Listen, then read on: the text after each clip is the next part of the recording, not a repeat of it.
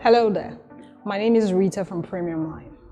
As you know, little things play a very important role in installation projects, and today I'm going to be showing you how the easiest way to use our LC Unitube fiber optic connector.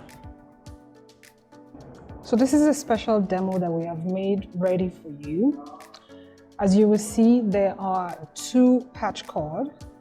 This is the standard patch cord. And in order for you to remove the one from below, you have to remove the one from the top first.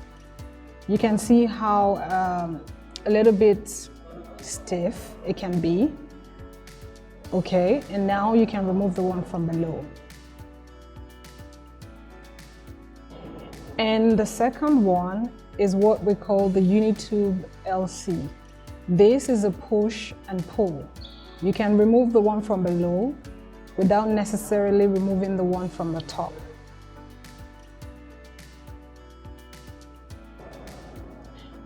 Look at how this works. It's easy and it's very user-friendly.